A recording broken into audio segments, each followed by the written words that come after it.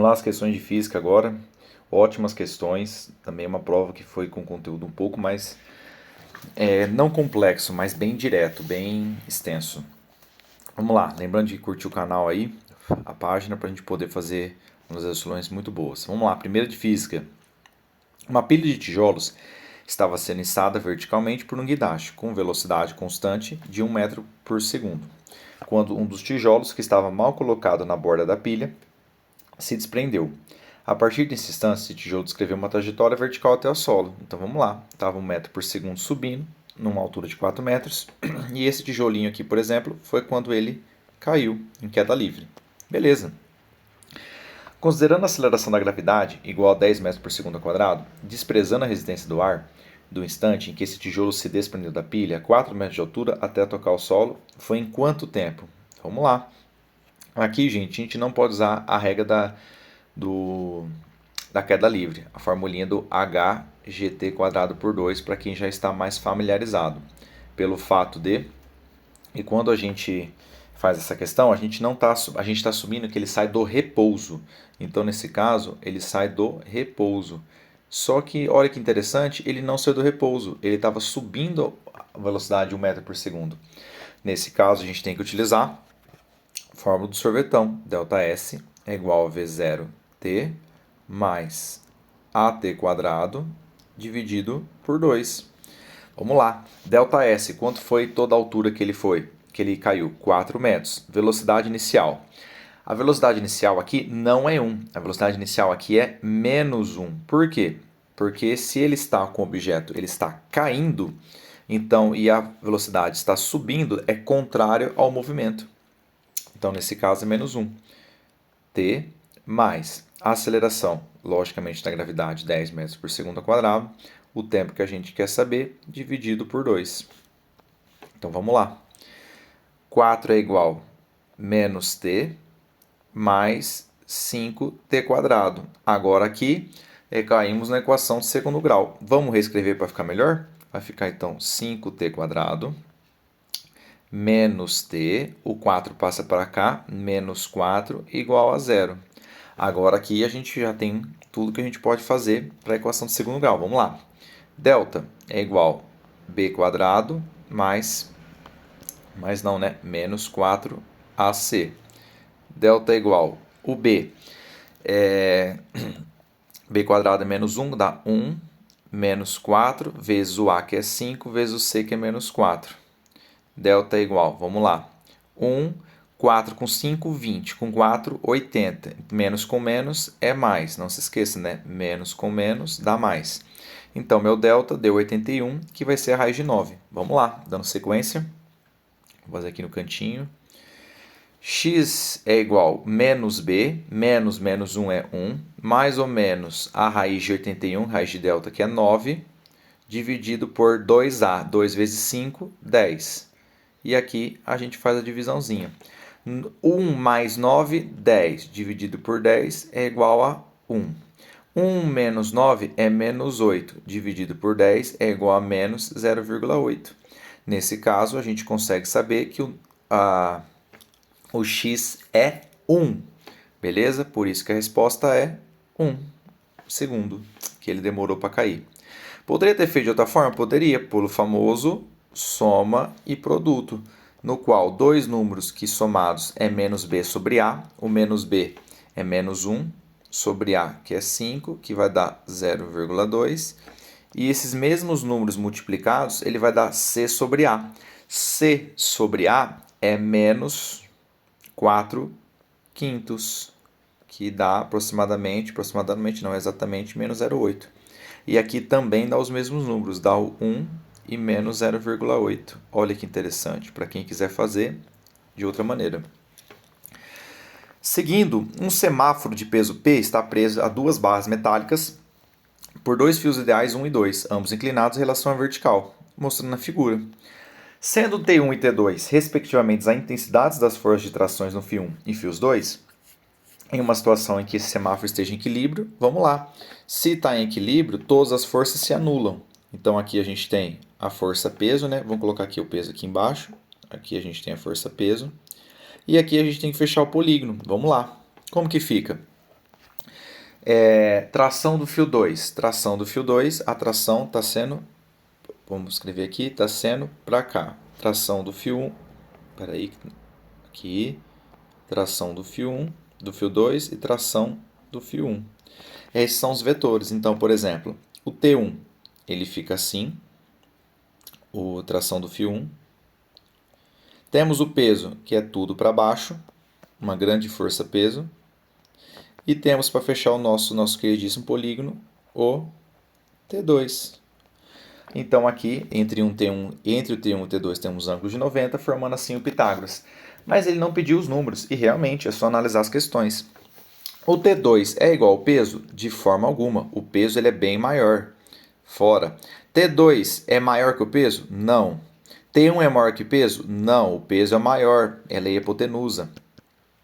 T1 é igual ao peso? Também não. T1 é menor. E é esse aqui mesmo. O T1 é menor que o peso. Ou ele poderia falar que o T2 também é menor que o peso. Não precisou dar os valores, mas é só para ter uma noção de como funciona.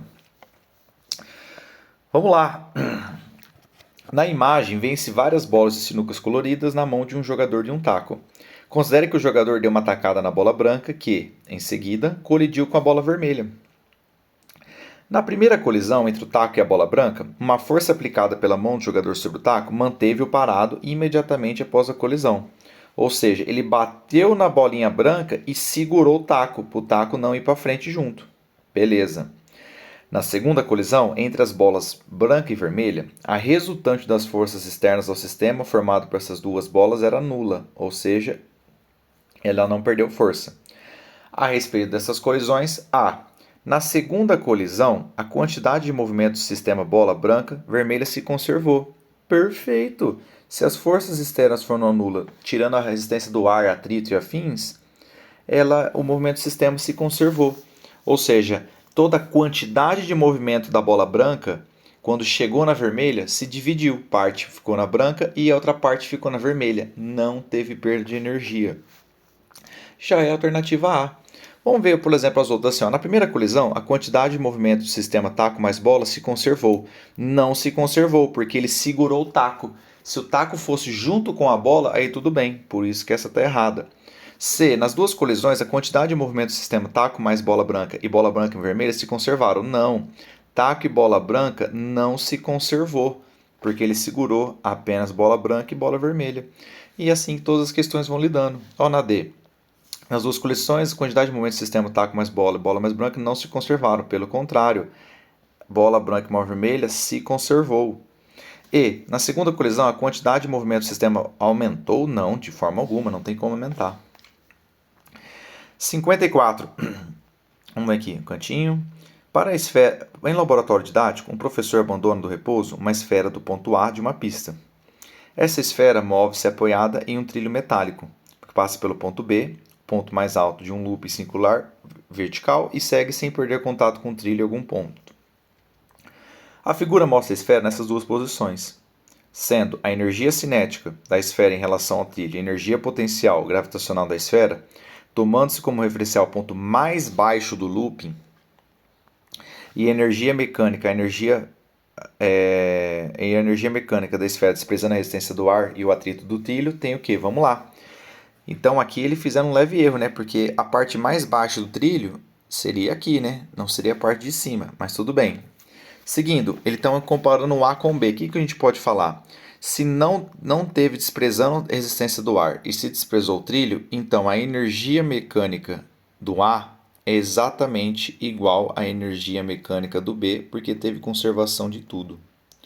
Além disso, o que a gente pode falar? Olha o A está no ponto mais alto da trajetória, então a energia potencial gravitacional do A ela é maior que a energia potencial gravitacional do B. Por outro lado, o A sai no repouso e o B está em velocidade. Consequentemente, a energia cinética do A é menor, que a energia cinética do B. Essas são as três relações que acontecem na situação. Questão tranquila. Qual que é a alternativa? A. Potencial da A é maior que a B? Não, é menor. Mecânica é diferente? Não, mecânica não tem como ser diferente. Cinética da A é menor que a da B. Perfeito. É a alternativa D, gente. questãozinha super tranquila de dinâmica. Opa, questão de empuxo, maravilhosa, que o pessoal teve bastante dúvida. Vamos analisar. Para determinar a densidade de um pedaço de cortiça de massa 0,06 kg, foi totalmente imerso em água pura, preso a um dinamômetro de mola fixo no fundo de um recipiente de que continha água. Nessa situação, como o sistema em equilíbrio, a indicação do dinamômetro foi de 2,4 newtons. Beleza, e está em equilíbrio. Considerando a aceleração da gravidade 10 metros por segundo, a densidade da água 1000 kg por metro cúbico, o valor da densidade do pedaço de cortiça utilizado nesse experimento foi, vamos lá, o que a gente tem que saber aqui? Nessa situação de equilíbrio, o que acontece? Para começar, ele está imerso em água. Se ele está imerso em água, ele tem uma força de empuxo para cima, força dos fluidos. Para baixo, olha que interessante, ele tem duas forças. Ele tem tanto o peso do cortiço, o peso desse pedaço desse objeto, quanto também tem o dinamômetro que segura ele, que é uma segunda força, e essa força é do dinamômetro. Então, nesse caso, como é uma situação em equilíbrio, então o empuxo é igual o peso mais a força do dinamômetro. Força-peso mais força dinamômetro. Agora é só destrinchar. Como que fica então? Vamos lá. Empuxo é a densidade do líquido vezes o volume do líquido deslocado vezes a gravidade, que é igual o peso, que é massa vezes gravidade, mais o dinamômetro de 2,4 newtons. Agora é só seguir. Vamos lá. Vamos descer um pouquinho aqui para ficar mais fácil. Densidade do líquido, 1000, porque ele falou que ele quer em quilogramos por metro cúbico. Volume do líquido deslocado, é o que eu quero saber. Por quê? Porque depois eu vou colocar na densidade. Vezes a gravidade, que é 10. Massa do nosso queridíssimo é 6 vezes 10 a menos 2, 0,06, vezes 10 mais 2,4. Então aqui ficou 10 a quarta volume é igual a 6 vezes 10 a menos 1 mais 2,4. Então, esse 10.000 volumes é igual a 0,6 mais 2,4. Descubra, então, nesse caso, que o volume é igual a 3 dividido por 10 a quarta, que é a mesma coisa que 3 vezes 10 a menos 4. Se é um volume, a gente está falando de metro cúbico. E agora, o que eu faço com isso aqui? Só colocar na formulinha de densidade. Densidade é igual massa sobre volume. Porque foi o que ele pediu aqui? Ele pediu a densidade do pedaço. Agora que a gente já tem o volume, eu consigo achar. A massa, como bem vimos, é 6 vezes 10 a menos 2, dividido por 3 vezes 10 a menos 4. Passo 10 a menos 4 para cima, então ele vai positivo. Seguindo nos demais, 6 vezes 10 a menos 2 dividido por 3.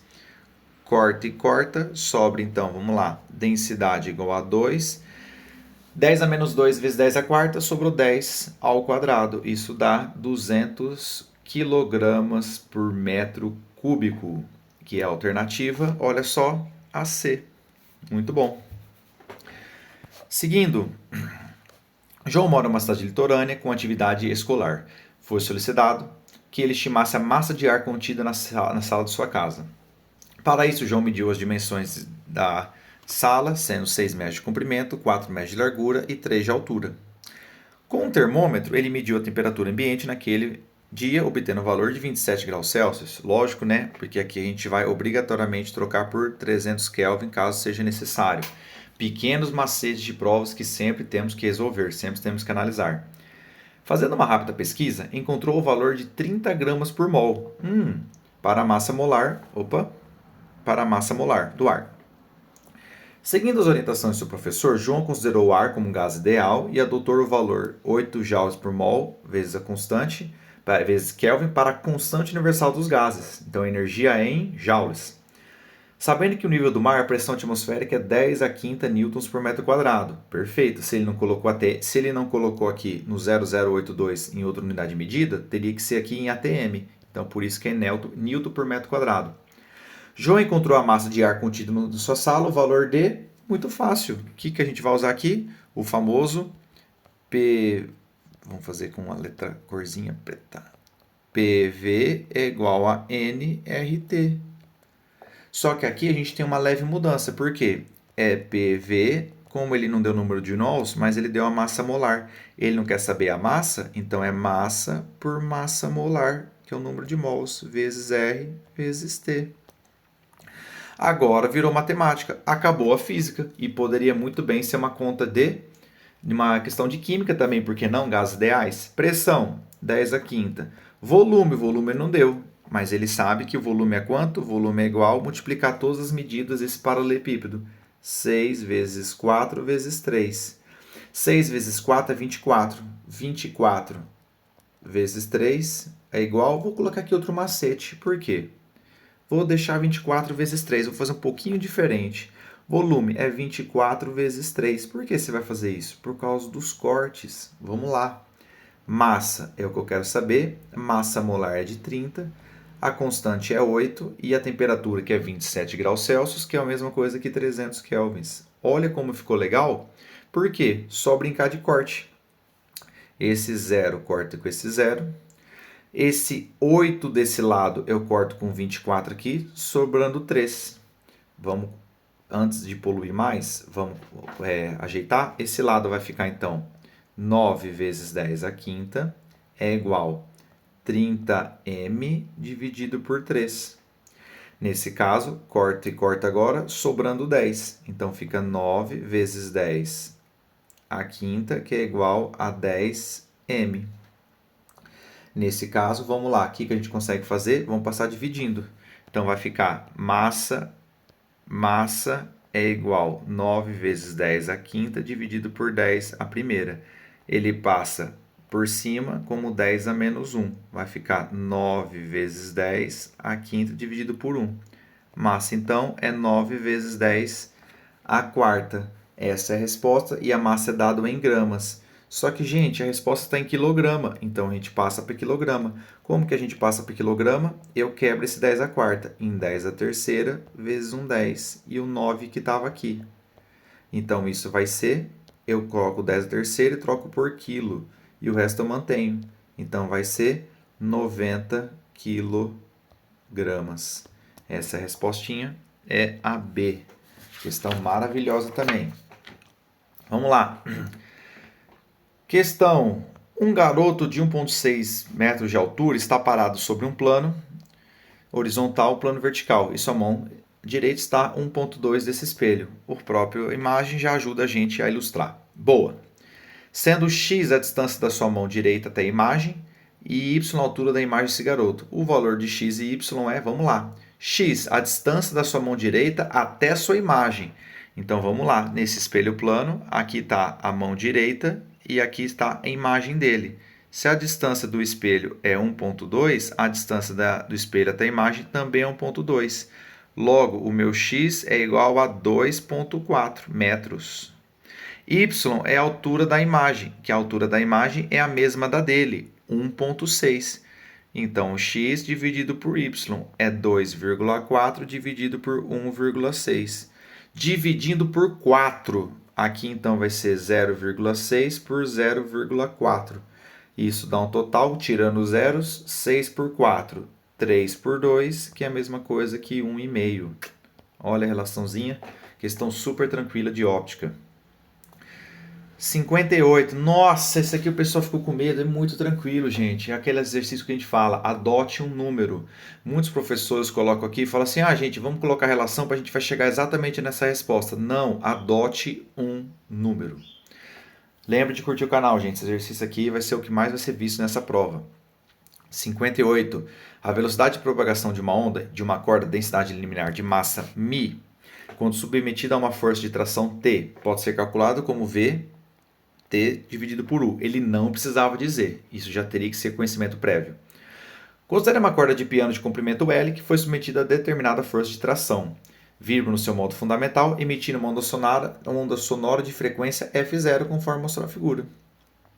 Admita que a corda seja envolvida por um fio metálico, de modo que a sua densidade linear de massa quadruplicada. Se ela for submetida à mesma força de tração inicial, emitirá no modo fundamental da vibração uma onda sonora de frequência Gente, só adotar valores. Para começar, ele vai comparar uma coisa com outra. O que ele vai mudar nisso aqui? Vamos lá. O μ não é a densidade, como ele falou aqui. Densidade linear não é o μ. Então, isso que vai mudar. Então, na situação 1, o que acontece? Na situação 1, como a gente viu, a velocidade é igual raiz de delta, de t, dividido pela densidade linear. Na outra situação, o que vai acontecer? Vai ser eu pegar esse μ e multiplicar por 4. O que eu faço aqui então, professor? Só trocar por números.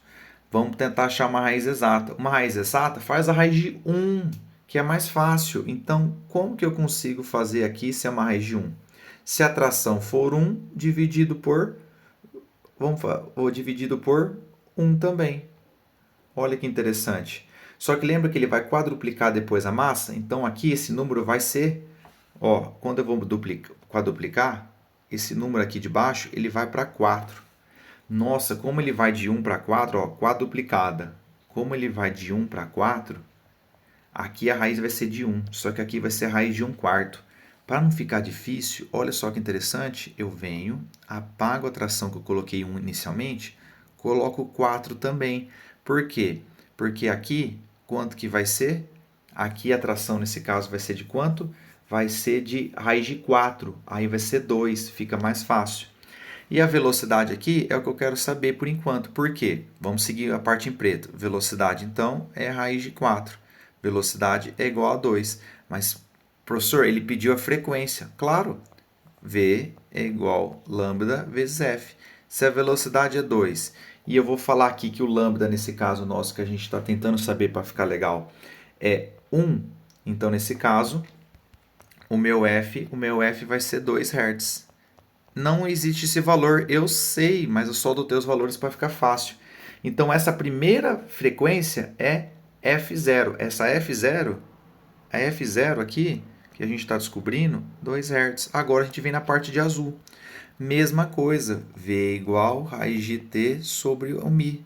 Velocidade é igual, o t mantém que é 4, coloca aqui. Velocidade, então, é a raiz de 1. Olha como ficou fácil. Velocidade, então, é 1. Agora a gente vem, usa no lambda, V igual lambda F. O V é 1, o lambda a gente adotou 1, então a frequência é que a frequência final vai ser 1 Hz. Agora, qual é a relação aqui entre a frequência final da inicial? Nesse aqui, ele foi o dobro, então o F é igual o nosso queridíssimo F0 dividido por 2. Que é 2 dividido por 2. Então, o único jeito é do F0 ser dividido por 2. É lógico, eu estou fazendo de maneira muito mais explicadinha, mas aqui na hora da prova tem que ter essa sacada de adotar os valores para ficar mais fácil. Olha como fica tranquilo. Outra questão, as duas últimas, tem mais uma de física, né? Tem a de densidade do outro lado, de equilíbrio. Vamos lá. Fazendo essa aqui, 59, lei de Coulomb. Vamos lá. Coulomb é uma unidade de carga elétrica. Deixa eu dar uma analisada aqui no negocinho. 370. Vamos lá, só mais essas duas então. Só mais essas duas e acabamos. Vamos lá. Coulomb é a unidade de carga elétrica do Sistema Internacional de Unidades. Porém, um Coulomb é a quantidade de carga bastante elevada e raramente observada no cotidiano. Por essa razão, utilizam seus submúltiplos, né? Milicoulomb, microcoulomb. Para ilustrar esse fato, considere essas duas pessoas eletrizadas com cargas elétricas de módulo carga igual a 1 coulomb. Cada uma delas distância de uma da outra. Sendo P o peso de cada uma dessas pessoas, adotando o K constante, precisava saber 9 vezes 10 a nona, para a constante eletrostática do ar, e a raiz de 10 é 0,1. Se ele deu essa informação extra, em algum momento a gente vai ter que usar essa raiz de 10. Vamos lá. A intensidade da força de repulsão elétrica entre elas terá intensidade igual a P, se o valor D foi quanto? Então vamos lá. Ele quer saber então a intensidade de repulsão, ou seja, ele quer o valor de D, qual foi essa distância. E aqui ficou fácil agora. Nesse primeiro momento, a gente só montar a formulinha. Lembra qual é a formulinha de eletrostática? A força é igual ao K vezes o módulo do primeiro Q vezes o módulo do segundo Q dividido por a distância ao quadrado. E agora ficou fácil, porque 625 é a força, que ele bem falou. O K é 9 vezes 10 a nona. O Q e o Qzinho é 1 vezes 1, dividido por D ao quadrado.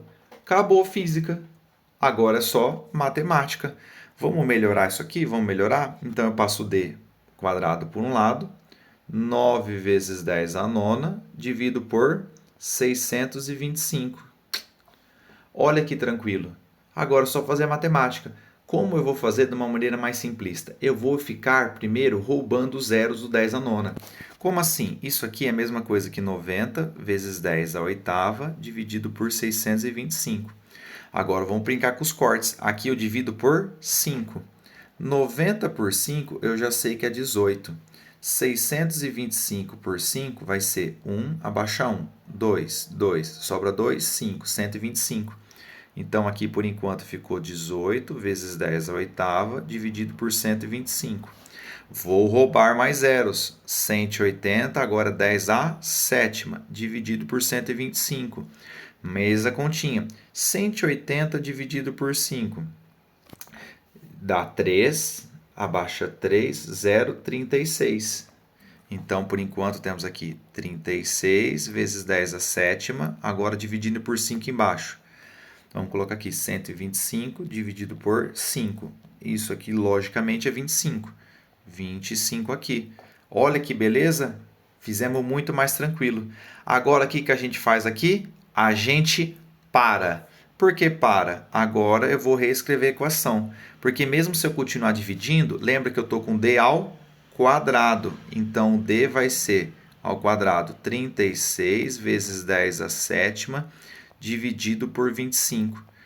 Porque se eu passar a raiz de 36, eu sei. Se eu passar a raiz de 25, eu sei também. Só que esse 10 a sétima, eu tenho que quebrar ele. Então, eu mantenho 36 dividido por 25. Eu tenho que deixar esse número aqui par. Por quê? Aí, nesse caso, eu consigo deixar com o expoente par, fazer a raiz. Então, eu coloco um 10 a sexta, porque eu já acho o coeficiente par. E aqui, vezes um 10. Agora ficou fácil, é só passar a raiz. D, então, vai ser, olha lá, a raiz de 36 vezes a raiz de 10 vezes a raiz de 10 sextos, dividido por raiz de 25. Olha como ficou fácil. Raiz de 36, 6. Raiz de 10, ele deu lá em cima, lembra? 3,1, 3,1. 3,1 vezes 10 raiz de 6 é 10 raiz de 3. Lembrando da potenciaçãozinha, dividido por 5. Agora ficou fácil, por quê? 6 vezes 3,1. Vou colocar então 31 aqui, depois eu ponho a vírgula. 6 vezes 1, 6. 6 vezes 3, 18. 18,6. Então, por enquanto, o D é 18,6 vezes 10 a terceira, dividido por 5. Vou dividir por 5. 18, então vai 3, sobra 3. Abaixo 6, 7. Sobra 1,02. 37,2. Mas aqui, como tem que pegar uma vírgula, então é 3,72 vezes 10 a terceira metros. Essa é a resposta. 3,72 vezes 10 a 3. Olha aqui, multiplicando 10 a terceira, 3.720. Excelente questão de física aqui, que envolve mais a matemática do que a física. Por fim, vamos lá, 60. A figura mostra 3 barras metálicas de mesma dimensão, X, Y, ZW, RS. Vamos lá. Sabe que uma das mais barras são ímãs. Seguindo, por meio dos experimentos feitos com essas barras, percebeu-se que os fenômenos magnéticos indicados na figura, ocorridos quando elas foram próximas e alinhadas às duas. Vamos lá. XR atração, XS repulsão, por aí vai. Então vamos dar os nomes. Se está repulsão, primeira coisa que a gente tem que ver, a de repulsão, porque é aquela que indica que vai ter polos invertidos. X e S são invertidos. Então, por exemplo, se o X é invertido o S, se o X for positivo, obrigatoriamente o S é negativo. Mas olha só, o X e o R... se é repulsão, desculpa, se é repulsão, eles têm o mesmo sinal, né? Os dois são positivos. Se X e R é atração, eles são invertidos, então o R tem que ser negativo. Então eu já sei que esse aqui é um ímã. Olha que interessante, tem os dois polos. E o Y, será que ele tem com alguém? Opa, o Y atrai com o W. Pode ser que eles não sejam ímãs. Vamos analisar. Beleza. X e W também atrai. E Y e W também atrai. Mas peraí. Se esse W aqui ele é atraído tanto pelo X quanto pelo Y, esse aqui não pode ser ímã. Porque o W não pode ser atraído por dois no mesmo local. Logicamente, então esse Y ele é negativo. E esse também é um ímã. Olha que interessante. Logo, descubro que X, Y e RS são ímãs. Beleza? Tem essa questão de densidade, né, que enquadra tanto química quanto física. Já vamos fazer ela. Vamos lá. A imagem mostra uma balança de equilíbrio contendo dois beckers de massas iguais. Beleza. No becker da direita foi colocado um cubo sólido de 2 cm de aresta feito com material de cobre. E o becker da esquerda tem 100 ml de um líquido desconhecido. Se ele tem a mesma massa, é uma situação de equilíbrio. Então, tudo que eu tenho do lado é igual a tudo que eu tenho do outro. Então, vamos lá. Primeiro, vamos lá. O cubo tem 2 cm de aresta e densidade 9. Se o cubo tem isso de aresta, o volume é lado ao cubo. Volume é igual 2 ao cubo, o volume é de 8, se a resposta é em centímetros, centímetros cúbicos. Só que qual que é a densidade? A densidade é massa sobre volume. Então, para eu achar massa, massa é igual a densidade vezes o volume. A massa que eu quero saber. A densidade é 9 gramas por centímetro cúbico e eu tenho 8 centímetros cúbicos. Logo, eu descubro que a minha massa é de 72 gramas. Se eu tenho 72 gramas desse lado, obrigatoriamente tem que ter 72 gramas do outro. E como que a gente acha agora? Nesse líquido, a densidade é massa sobre o volume. Se a densidade é que eu quero saber, quanto que é a massa dele? 72 gramas, dividido pelos 60 ml de volume. Tudo aqui em grama por ml, então tá certo. 72 por 60, divide por 2. 36 por 30, divide por 2. 18 por 15. Agora eu divido por 3. 6 por 5. Quanto que é 6 dividido por 5? 6 dividido por 5, 1. Sobra 1,02. Então a resposta é 1,2 gramas por ml. Um ótimo exercício também. Essas foram as questões de física. Curtam o canal, curtam o vídeo, compartilhe aqui que a gente vai trazer mais conteúdo, beleza? Quem tiver alguma dúvida pode mandar nos comentários que a gente vai ajudando.